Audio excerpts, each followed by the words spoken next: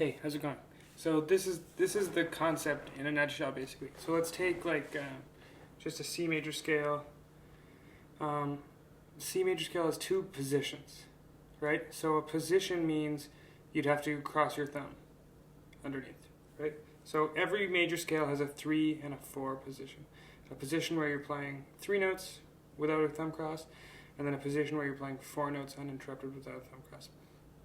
Usually on the C major scale, we play C, D, E as one position. Sorry, you can't hear that. Hold on. C, D as one position, and F, G, A, B as another position.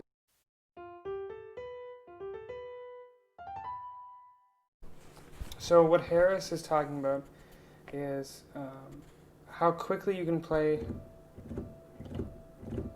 these. Oh, I guess you can't really hear that, can you? Sorry.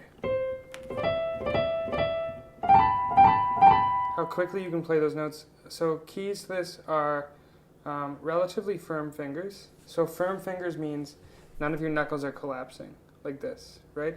So you can still play with sort of flat fingers, right? So like people always ask me why firm fingers when Bill Evans does something with such a flat hand. Well, yeah, his hand is flat, but the knuckles aren't collapsing. He's not collapsing the knuckles. They're staying nice and firm, although his hand is flatter. So why do that? Well, that's a longer discussion, but it gives you different tones the more curved or the more flat your hand is. But anyways, that's a longer discussion. The point really is that we're in this position, now we're in this position, now we're in this position, now we're in this position, until we can just seamlessly get really quick. And what I'm thinking here is I'm guiding with my arm. So I'm really thinking about my forearm carrying my fingers up, not guiding my forearm with my fingers.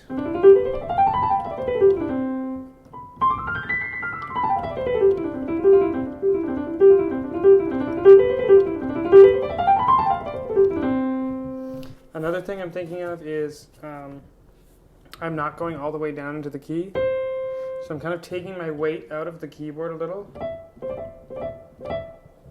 Right, so don't try that. You might get to that point sooner rather than later, but start at the very least something very light. And then this is kind of sloppy for me right now because I haven't warmed up. But I also curve and rotate my arm towards the pinky and the 4th finger once I get to the top of the scale.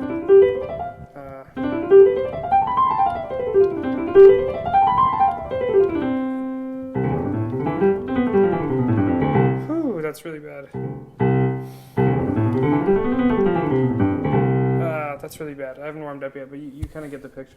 The point is that I'm in position, and I'm shifting to the next position. So I do know some people who practice their scales like that. Oops. And then they think... Right?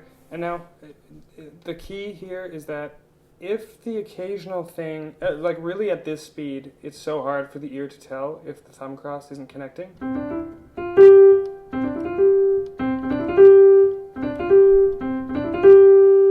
But even like when you're playing this in a tune or whatever,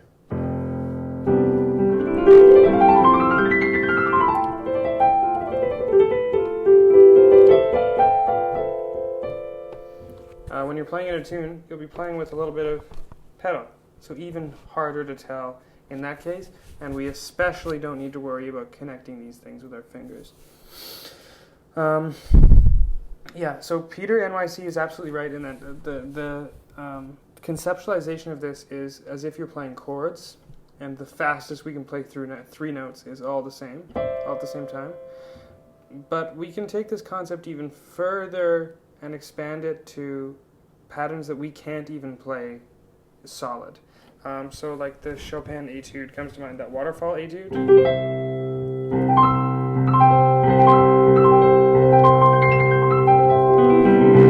That's pretty sloppy.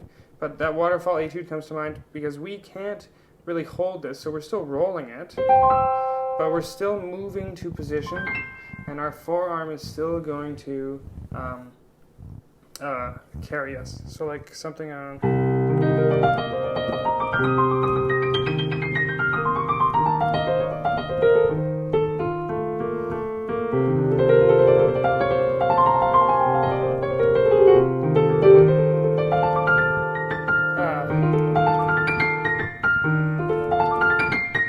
So like this arpeggio,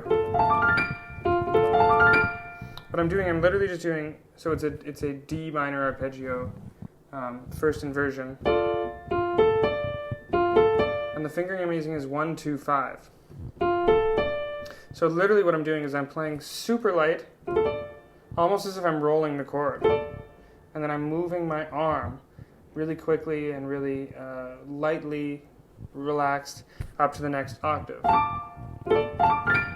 Until finally,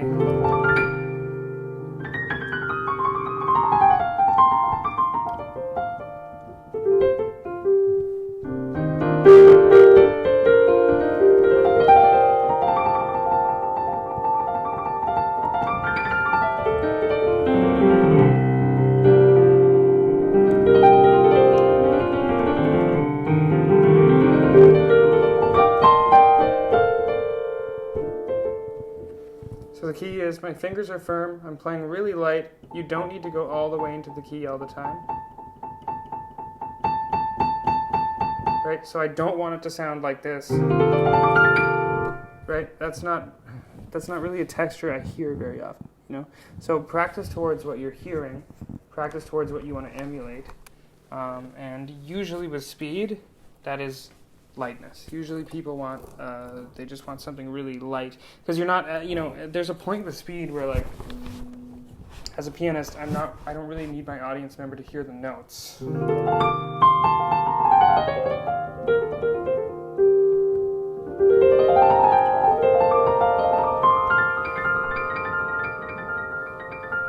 It's more of just a texture, right?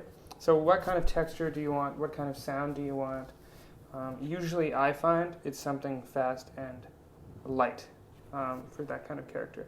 But still, even if you want something heavier with more weight and quick, I think the place to start, in my opinion, is somewhere really light with some firm fingers, not a lot of flopping around in the wrist or in the fingers. It's kind of like holding a cup. When you hold a cup, you're not gripping it. It's not a vice grip. You're not tense. But when you're holding a cup, you don't hold it like this, right? Your wrist isn't collapsing, and your fingers aren't flat and collapsing on the cup. So it is like holding a cup. We take it away. We still have this structure.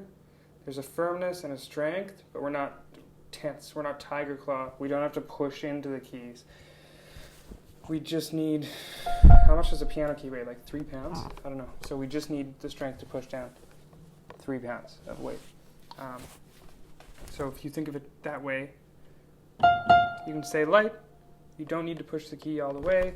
And you can find these structures that are really quick to play in one hand, and then think about moving from structure to structure with your arm once you have these shapes that you can basically roll. I hope that's helpful. Let me know if you have any more questions.